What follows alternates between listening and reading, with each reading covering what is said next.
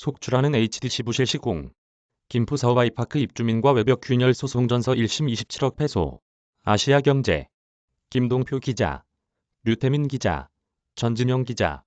광주 화정 아이파크 신축 아파트 외벽 붕괴 사고를 낸 HDC 현대산업개발이 김포시 아파트 단지에서도 외벽 균열 하자가 발생해 입주민들과 법정 다툼을 벌이고 있는 것으로 확인됐다.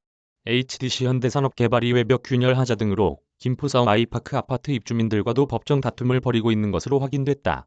현대산업개발은 건설 현장 붕괴 사고로 영업정지 행정처분을 앞두고 있다.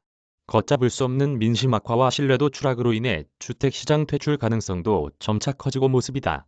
20일 본지 취재를 종합하면 지난해 11월 서울중앙지방법원 민사 19부는 경기 김포시 사우동 김포사업 아이파크 아파트 입주자 대표회의가 시공사인 현대사업개발과 주택도시보증공사 등을 상대로 낸 하자보수금 청구 소송에서 원고, 일부 승소 판결했다. 재판부는 채권 범위 내에서 아파트 하자보수에 가름하는 손해를 배상할 책임이 있다며 HDC 현대산업개발은 27억 2,400여만 원을 지급하고 주택도시보증공사는 이중 1억 2,300여만 원을 공동 지급하라고 선고했다. 주민들에 따르면 2018년 입주가 시작된 지 한 달여 만에 천장에서 물이 새는 등 하자가 발생했다.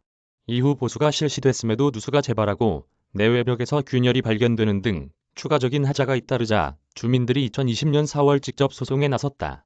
이 단지 입주자 대표회의 관계자는 누수 문제가 발생하자 시공사 측은 차수판을 가져다 놓기만 하고 사실상 손 놓고 있었다며 각종 하자로 입주민들이 정당하게 보수를 요구했지만 제대로 시정되지 않아 답답함을 느꼈다고 전했다.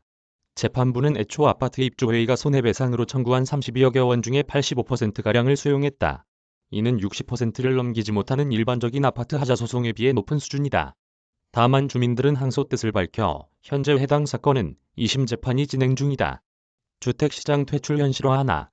최대 1년 8개월 영업정지 가능성. 입주민과의 소송전은 물론 현대산업개발은 붕괴 사고에 따른 행정처분 리스크도 안고 있다. 최대 1년 8개월의 영업정지 가능성도 점쳐진다. 사실상 시장 퇴출 수준이 중징계다. 먼저 지난해 6월 발생한 광주 학동 참사와 관련해 서울시는 현대산업개발의 8개월 영업정지 행정처분 사전 통지와 함께 의견 제출을 요구한 것으로 확인됐다. 서울시는 청문 절차 등을 거친 뒤 이르면 내달 중 1차 행정처분을 결정할 것으로 예상된다. 여기에 더해 현대산업개발은 지난 12일 발생한 광주 화정 아이파크 외벽 붕괴 사고로 추가 영업정지 처분을 받을 가능성이 높다. 이 사고의 경우는 특히 현산의 시공, 관리 부실 책임이 명확해 중징계가 확실시된다. 건설산업기본법상 최고, 수위, 처벌인 등록 말소까지도 거론된다.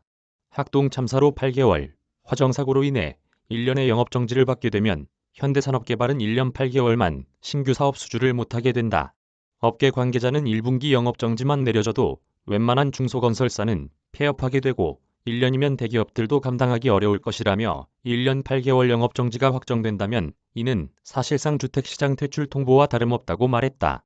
영업정지가 현실화할 경우 HDC그룹 전체가 휘청일 수도 있다.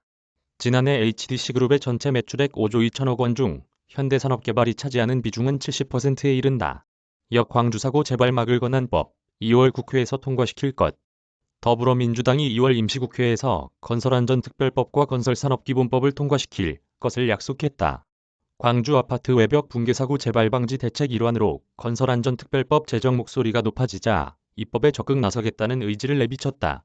박완주 정책위의장은 20일 당 정책조정회의에서 지난해 중대재해법 처벌 대상 기업 190곳 중 99곳이 건설사였다. 작업 중 목숨을 잃은 이 같은 현실은 건안법 제정과 건산법 통과가 시급하고 절실한 이유라고 말했다. 박 의장은 건설사는 발주, 시공, 설계, 감리자 등 건설 참여자와 건설 목적물이 다양하고 종사자와 기계가 수시로 바뀌는 등 타산업과 작업 환경에서 큰 차이가 있다며 건설 현장만의 특수성을 감안해 건설공사 참여자별로 권한에 상응하는 안전관리 책임을 부여하고 사고 발생 시 합당한 책임을 지도록 해 안전한 작업 환경을 조성하려는 것이라고 건안법 제정 필요성을 강조했다. 건산법에 대해서는 불법 제하도급, 공사비 후려치기, 저가 수주 등 건설 현장의 고질병은 부실 시공의 원인이자 안전사고의 주범이라며 이런 병폐를 차단하고자 이를 지시하거나 공모한 건설업자의 책임과 처벌을 강화하는 내용을 골자로 한다고 설명했다. 민주당은 해당 법안을 2월 국회에서 추가 경정 예산과 함께 처리하는 것을 목표로 하고 있다. 신현영 원내대변인은 이날 회의가 끝나고 기자들과 만나 2월 국회에서는 추경 논의뿐만 아니라 민생법안 통과에도 힘쓸 것이라며 광주 아파트 외벽 붕괴 사고로 인해 건설법과 관련 불법 하도급을 차단하고 건설업자 책임과 처벌을 강화하는 법안 통과가 필요하다고 밝혔다. 현재 국회에는 김교익 민주당 의원이 2020년 9월 발의한 건안법 제정안이 계류 중이다. 발주, 설계, 시공, 감리자가 의무를 소홀히 해 작업장에서 사망사고가 발생할 경우 7년 이하, 징역 또는 1억 이하의 벌금에 처해진다. 건설업자도 1년 이하의 영업정지나 매출액에 비례하는 과징금을 내야 한다. 사망사고 발생 시 사업장 등록 말소 등의 내용이 담긴 건산법 개정안도 여러 건이 계류 중이다. 김동표 기자 이메일 주소, 류태민 기자 이메일 주소, 전진영 기자 이메일 주소.